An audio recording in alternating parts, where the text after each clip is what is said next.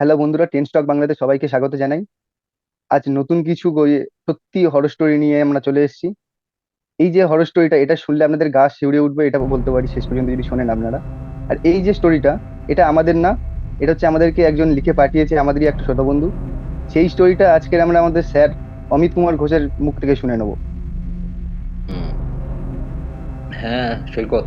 তো আমাদের যে স্টোরিটা একজন লিখে পাঠিয়েছে, তিনি আম, আমি জায়গার নামও বলতে চাচ্ছি না, কারণ সে তার নাম এবং পরিচয় মানে গোপন রাখতে চায়। ফলোয়ার সেটা লিখে পাঠিয়েছে। তো আহ, গল্পটা হচ্ছে এরকম যে আমাদেরই পশ্চিমবাংলার একটা জেলার কোন একটা গ্রামে একটা 18 বছরের ছেলে, 18 থেকে 19 বছরের একজন ছেলে, সে কলেজে লেখাপড়া করতো। তো আম, এবং সে খুব চঞ্চল ছিল। হ্যাঁ, এবং তার লেখাপড়ার প্রতি মন যে খুব একটা বেশি ছিল তা কিন্তু নয়। তো তার বাড়িতে যেমনটা হয়, বাবা মা পর পর হুম, বলাটা সবার বাড়িতে তো হয়, তাই না? আমার এই বয়সের ছেলে মেয়েদেরকে তো বাড়িতে পড়াশোনার কথা প্রচুর বলতো। হুম। এবং সে তার মতোই আর কি পড়াশোনাও করতো। এমনটা নয় যে কোনো খারাপ ছেলে ছিল। সে পড়াশোনাও করতো এবং কি ঘুরেও বেড়াতো। হ্যাঁ, এবং বন্ধুদের সাথে সময়ও কাটাতো। তো একদিন কি হয়েছে, যে এই ছেলের বাড়িতে হঠাৎ করে ওর বাবা ওর বাবা একদিন বিকেলে দাঁড়িয়ে রয়েছে। তো ও হঠাৎ করে কিছু লোক, মানে কিছু সাধুর মতো লোক, সাধু, কালো রঙের তোমার বস্ত্র পরে রয়েছে। তারা যাচ্ছে, তার সামনের দিকে আসছে, এসে বলছে, মনে করে ছেলেটার নাম রোহিত, ধরে নিলাম আমরা, কাল্পনিক নাম দিলাম, কাল্পনিক বলতে ঘটনা কাল্পনিক নয়, ঘটনা সত্যি, কিন্তু নাম দিলাম আমরা রোহিত। তো রোহিতকে আমরা নিয়ে যাব, রোহিতকে আমরা নিয়ে যাব। তিন চারজন কি বলতো কালো রঙের আহ, ইয়ে পরা আর কি, গেরুয়ার মতো, গেরুয়া তো বলি না এটাকে, কালো রঙের কাপড় পরা। আর তিন ইয়েস স্যার, চারজন, হ্যাঁ, হুম হুম। হ্যাঁ তিন চারজন তোমার সন্ন্যাসীর মতো এসেছে বাড়িতে। এসে বলছে রোহিতকে আমরা নিয়ে যাব, রোহিতের সময় হয়ে গেছে, রোহিতকে আমাদের সাথে নিয়ে যাব। হুম।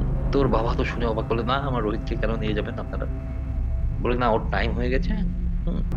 আমরা তো কালকে, ওকে কালকের মধ্যে ওকে আমরা নিয়ে যাব। তখন তখন ওর বাবা তো মানে এক পক্ষে বুঝতেই পারছো ছেলে, আহ, মানে হয়ে গেছে, শক্ট হয়ে গেছে, কি ব্যাপার। তো তার যে স্ত্রী ছিল আর কি, রোহিতের যে মা ছিল, তো রোহিতের মাকে ডেকেছে, মাকে ডেকে বলছে, দেখো তো, এরা এসে বলছে রোহিতকে নিয়ে যাবে ওদের সাথে, ওর সময় হয়ে গেছে। ওর মা বলে, কই আমি তো কাউকে দেখতে পাচ্ছি না। তখন বলে যে তখন ওর বাবা এক প্রকার কি হয়েছে, বলে শক্ট হয়ে গেছে, কি ব্যাপার। আমি শুনতে পাচ্ছি, আমাকে ডাইরেক্টলি সামনে থেকে বলছে নিয়ে যাব, নিয়ে যাব। ওর সময় হয়ে গেছে, আমরা নিয়ে যাব। বুঝতে পেরেছো সৈকত পুরো ব্যাপারটা? হ্যাঁ। হুম। তো এবার কি হয়েছে, তো ছেলে বাড়ি ফিরেছে ওই দিন। আহ, মানে বাড়ি ফেরার পরে ওকে বলেছে, বাবা তুই কোথাও যাবি না। কেন? বলছে, তুই যাবি না আমার কোথাও, যেটা তুই কোথাও যাবি না, বাড়ির বাইরে বেরোবি না। হুম। তোকে কলেজ যেতে হবে না কালকে, কালকে তোকে কলেজ যেতে হবে না। তুই চুপচাপ থাক, বাড়ির ভিতর বাইরে যাবি না। তোর ছেলে ভাবেছে, বা এতদিন ধরে বাবা আমাকে পড়া পড়া পড়া বলে, হ্যাঁ পড়তে বসতে বলে, তো এখন হঠাৎ করে কি এমন বাবার হলো যে বাবা বলছে আমাকে যে ঘরে থাকতে। তো ওই ছেলে বলছে, ঠিক আছে ঘরে থাকবো। তো ওই দিন ছেলেটা কি করেছে, থেকেছে। তারপরের দিন সে তোমার হচ্ছে কি হয়েছে, সকালবেলা তোমার টিউশনে, টিউশন টিউশন কোথাও যায়নি, কলেজেও যায়নি। বুঝেছো সৈকত? হ্যাঁ। তো এবার রাতের বেলা কি করেছে, পুরো বাড়িতেই থেকেছে, বাড়িতেই খাওয়া দাওয়া করেছে, বাড়িতেই থেকেছে। এর বাবা আবার ওদেরকে দেখতে পেয়েছে, বলছে যে আজকে তো নিয়ে যাব, আজকে টাইম একদম সময় শেষ। আজকে আজকে রোহিতকে আমরা আমাদের সাথে নিয়ে যাব। তখন আবারও ওকে এবার বাবা বলেছে কি, কেন রোহিত কেন নিয়ে যাবো, ওর সময় শেষ। একটাই কথা বুঝলে, সময় শেষ। হ্যাঁ, এবার রোহিতকে তো ঘরের ভিতরে রেখে দিয়েছে। আবারও মানে মানুষ, ওর আশেপাশে যে লোকজন ছিল তাদেরকে ডেকেছে, বলে কি, দেখো তো এটা কারা। বলে, আমার ছেলেকে নিয়ে যাবে, নিয়ে যাবে। তো আশেপাশে লোক, কোথায়, কেউ তো নেই, কোথাও, কোথায় কেউ তো নেই। বলে কি, এই যে দেখতে পাচ্ছি তিনজন কালো কাপড় পরে দাঁড়িয়ে রয়েছে আমার সামনে। বলে, আপনি ভুল দেখছেন, এগুলো আপনার ভুল কিছু দেখছেন। মানে যেটা হয় আর কি, মানুষ বয়স হয়ে গেলে বা অনেক সময় ভুল দেখে তো নাকি, সৈকত বলো? মনের, হ্যাঁ, মনের ভুল যেগুলো হয়, যে হ্যাঁ অনেক সময় মনের, আমরা যেগুলো দেখি সেগুলো হচ্ছে গিয়ে ঠিক হয় না, মনের ভুল হয়। হ্যাঁ মনের ভুল, মনে বলছে এগুলো তো মনের ভুল আপনার দেখছেন, এটা আপনি হয়তো বেশি টেনশন করেছেন কোনো কিছু নিয়ে, বা স্বপ্ন টপ্ন দেখেছেন কিছু নিয়ে, এই জন্য আপনি ভয় পাচ্ছেন। তখন ও বলছে যে, তখন ওর বাবা ভাবছে হতেও পারে যে স্বপ্ন টপ্ন বা কোনো কিছু মনের ভুল হয়তো দেখছি। তারপরে ও কিন্তু রোহিতকে ওই দিনও বেরোতে দেয়নি, বুঝলে। হুম। এবার রাতের বেলা শুয়েছে, সকালবেলা উঠে দেখে রোহিত মৃত। রোহিত তার ঘরে ঘুমিয়েছিল, তো দেখা যায় রোহিত মারা গেছে। এখন প্রশ্নটা হলো কি, রোহিত যে মারা গেল, কিভাবে মারা গেল? দেখা গেল পরে সে হার্ট ফেল করে মারা গেছে।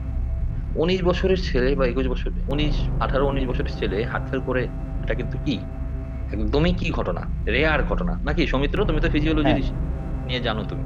18 19 বছরের ছেলে মানে একটা ছেলে হার্ট ফেল করতে পারে? না না না না, এটা কোনোদিন সম্ভব নয়। কিন্তু হয়েছে, তাই তাই কিন্তু ঘটেছে। হুম হুম রেয়ার, রেয়ার হতে পারে, হতে পারে না, না হতে পারে, রেয়ার, খুবই রেয়ার, তাই তো। তো হুম রেয়ার হুম। আর একটা ঘটনা যে হার্ট ফেল করে মারা গেছে। এবার তো রোহিতের বাবা খুব কান্না, মানে কান্না তো করবেই, খুব কান্নাকাটি, খুব কান্নাকাটি, খুব কান্নাকাটি, যে এখন আমি কি করব, আমি কি করব, মানে খুবই, বুঝতেই পারছো, এক মানে ছেলে, এত বড় একটা ছেলে, 21 বছর বা কি বলবো 18 19 বছর একটা ছেলে মানুষ করেছে, মারা গেছে, বোঝা গেল সৈকত? তো এবার কি হ্যাঁ। হয়েছে, এবার রোহিতের বাবার সামনে আবার ওই সাধু, ওই কালো রঙের পোশাক পরা সাধুরা আসছে, এসে বলছে আমরা তো জমদূত। আমি সেটাই ভাবছিলাম বলবো যে হুম, তো ওর সময় হয়ে গেছে, হ্যাঁ তোমার ইয়ে ভালো, তোমার মানে রাশি টাশি ভালো, তাই তুমি আমাকে দেখতে পেয়েছো, নাহলে আমাদেরকে কেউ দেখতে পায় না। হুম, তো আমার এই জন্য, আমার তো তোর রোহিতের সময় শেষ, আমি নিয়ে যাব। আমরা তো নিয়ে গেছি রোহিতকে। এখন ও বলছে যে আমাকে, আমার রোহিতকে আমাকে একবার ফিরিয়ে দাও, একবার ফিরিয়ে দাও, প্রচন্ড মানে অনুরোধ করছে, বুঝতে পেরেছো, প্রচন্ড অনুরোধ করছে। তো আমরা বলছি এটা সম্ভব না, যেটা তোমার ইয়ে রয়েছে, লেখা রয়েছে, যেটা হবেই, সময়ের সাথে এটা হবেই। বলে না, আমি একবার রোহিতকে দেখতে চাই, একবার আমার কাছে ফিরিয়ে দাও। প্রচন্ড অনুরোধ করেছে ওর বাবা, বুঝেছো? এটা কিন্তু ছেলের কিন্তু কি করেছে পুরো, মানে শেষ কৃত্য করেছে। তার মনে হয় 1 2 দিন পরে আবার দেখা দিয়েছে ওকে। তখন ও বলেছে যে আমাকে একবার দেখিয়ে দাও, একবার দেখা দাও ওর সাথে, ওকে আমি এত তাড়াতাড়ি হারাতে পারবো না। তখন ওরা বলেছে ঠিক আছে, তোমাকে আমি সুযোগ করে দিচ্ছি, একবারই তোমার ছেলের সাথে দেখা করার, যা কথা বলার বলো। তুমি বলছে হ্যাঁ, আজকে সন্ধ্যাবেলা ঠিক 8টার দিকে তুমি শ্মশানে চলে যাবে। হ্যাঁ, শ্মশানে একটা গাছ রয়েছে, যে গাছের ওখানে চলে যাবে, তোমার ছেলেকে তুমি পেয়ে যাবে ওখানে। বুঝতে পেরেছো?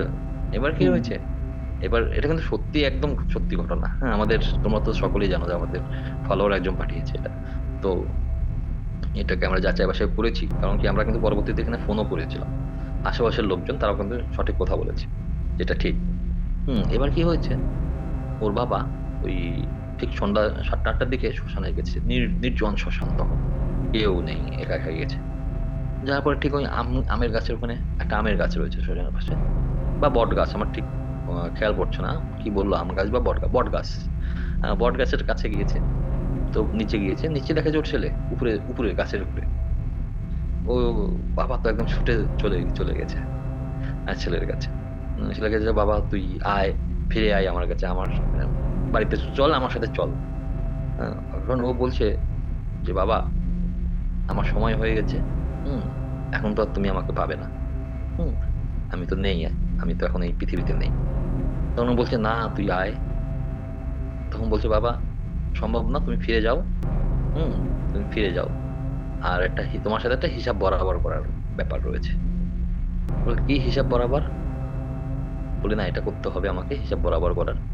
ও গাছ থেকে নেমে ওর বাবার পায়ের মাংস তুলে নিয়েছে, বুঝতে পেরেছো, মাংস একদম তুলে নিয়েছে, তুলে নিয়ে উপরে উঠেছে, বলছে বাবা এটাই হিসাব ছিল তোমার সাথে আমার, যে তোমার সাথে আমার, মানে কি বলতো বলতো, দায়ের যে হিসাব, হ্যাঁ তোমার হয়তো আমার প্রতি এই মাংসের পরিমাণ দায় ছিল, এতটুকু মাংসের পরিমাণ তোমার দায় ছিল, যেটা আমি তুলে নিয়েছি। তুমি যদি বাঁচতে চাও, এখন এখান থেকে চলে যাও। তো ওর বাবা ওখান থেকে দৌড়ে পরে বাড়ি, ওই মানে কি বলবো, ওই কাটা পা নিয়ে, মাংসহীন পা নিয়ে বলতে পারো, খুবলে নিয়েছিল মাংস, পায়ের মাংস, পায়ের যে পাতা রয়েছে না, পাতার উপর থেকে, হ্যাঁ ওখান থেকে মাংস খুবলে নিয়েছিল। তো ওই নিয়ে বাড়ি চলে আসে দৌড়ে দৌড়ে। তো আসার পরে কি হয় বলতো, ওই ট্রিটমেন্ট ট্রিটমেন্ট করে, কিন্তু এখনো ওই পায়ের ইয়ে কিন্তু ঘা ভরেছে, কিন্তু এখনো সেই চিহ্ন রয়েছে পায়ে। এখনো গোটা গ্রামের মানুষ জানে যে ওর পায়ে যে ক্ষতটা হয়েছে এটা কেন হয়েছিল। স্যার বলছিলাম যে গল্পটা তো আমরাও দেখেছি বা আপনার মুখ থেকে শুনলাম, গল্পটা স্যার কি বলবো, আমি কিছু বলবো, আমার কিছু বলার নেই, শুনছি আমি আপনার মুখ থেকে গল্পটা এত সুন্দর লাগছে যে আমার নিজেরই গায়ের লোম খাড়া দিয়ে উঠেছে। যে গল্পটা এত সুন্দর ছিল। না, তো এটা ঘটনা এখনো যদি সেই গ্রামের নাম বলা হয়, হ্যাঁ তোমরা হ্যাঁ স্যার, সেখানে এখানে তো নাম বলা যাবে না, সে তো আমাদেরকে নাম অনুরোধ করেছে যে নাম না বলার জন্য। নাম হয়তো যদি ওই বলো যে স্যার, তোমরা ওই যে যে স্যার হোক। ওর পায়ে থেকে যে মাংসটা তুলে নিয়েছিল, হয়তো কোনো এর পিছনে হয়তো আরো কোনো গল্প আছে, সেগুলো হয়তো আমাদেরকে করেনি ও, সেই না, গল্পগুলো হয়তো কিছু হয়তো। ওগুলো কিন্তু দায় রয়েছে এর ভিতরে, বাবা হ্যাঁ ছেলের স্যার, ভিতরে লেনদেন। ওই যে স্যার বাবা ছেলের মধ্যে যে কি দায়টা ছিল, সেই পিছনে হয়তো কোনো গল্প আছে, সেই কারণে সে নাম নিতে বারণ করেছিল। হুম, এইটাই বলছি স্যার, গল্পটা মানে পড়েছিলাম, পড়েও ভালো লাগলো, কিন্তু স্যার আপনার মুখ থেকে শুনে আরো ভালো লাগলো গল্পটা। হুম। তো এ- মানে এটা একটা সত্যি ঘটনা, বুঝলে? ভূতের, মানে ভূতেরই বলতে পারো, তার আত্মার, বুঝতে পারলে তো? ও মানে ছেলে এটাই বুঝিয়ে দিল যে মৃত্যুর পরে কেউ কারো আপন নয়, যতই বাবা আপন হোক, যাকে ছেলে হোক, যতই বাবা হোক যতই আর যতই নিজের যতই কেউ মা, হোক। হ্যাঁ, মা হোক, সন্তান হোক, ছেলে হোক, বাবা হোক, মৃত্যুর পরে সবাই আত্মা, বুঝতে পেরেছো? হুম। তো কেউ কারো নয়, এটাই বলেছিল ওই ছেলেটা, কিন্তু ওই গাছে যখন উঠে মানে ছিল তখন বলেছিল যে বাবা, আমার এইটুকু দায় ছিল, দায়টা তোমার এতটুকু দায় ছিল, আমি দায়টুকু ইয়ে করে নিলাম, তুমি কিন্তু এখান থেকে চলে যাও যদি বাঁচতে চাও। হুম, কারণ আমি এখন আত্মা। হুম। হুম। কারণ মানে বাবা ছেলে ইয়ে নেই আর কি, বাবা ছেলের সঙ্গে সম্পর্ক মৃত্যুর পরে হয় না। আত্মা আত্মা, মৃত্যুর পরে মানুষ আত্মা, আত্মায় পরিণত হয়। হুম। আমাদের তো খুব ভালোই লাগলো স্যারের মুখ থেকে গল্পটা শুনে। আর কোথাও বন্ধু, যেসব বন্ধুরা হচ্ছে কি তাদের এরকম নিজস্ব পার্সোনাল লাইফে কিছু হরর স্টোরি বা কোনো ফ্রড বা যে কোনো স্টোরি, যদি তোমরা যদি আমাদেরকে এরকম ভাবে পাঠাতে চান, পাঠাতে পারেন। বা আপনারা যদি নিজেও আসতে চান, নিজে এসে যদি আমাদের সাথে শেয়ার করতে চান, সেটারও ব্যবস্থা আছে। আপনারা আমাদের হোয়াটসঅ্যাপে বা হচ্ছে কি আপনি মেসেঞ্জারে হচ্ছে কি আমাদের সাথে যোগাযোগ করুন, আপনার কন্ট্যাক্ট নাম্বার বা আপনার ডিটেলস দিন, আমরা আপনাদের সাথে যোগাযোগ করে নেবো। ঠিক আছে? আর গল্পটা কেমন লাগলো সেটা অবশ্যই লাইক কমেন্ট শেয়ার করবেন, বা গল্পটা কেমন লাগছে সেটাও কমেন্টে জানাবেন। আর যদি ফেসবুক থেকে দেখে থাকেন, তাহলে ফেসবুকেও লাইক করে ফলো করে দেবেন চ্যানেলটাকে। ঠিক আছে?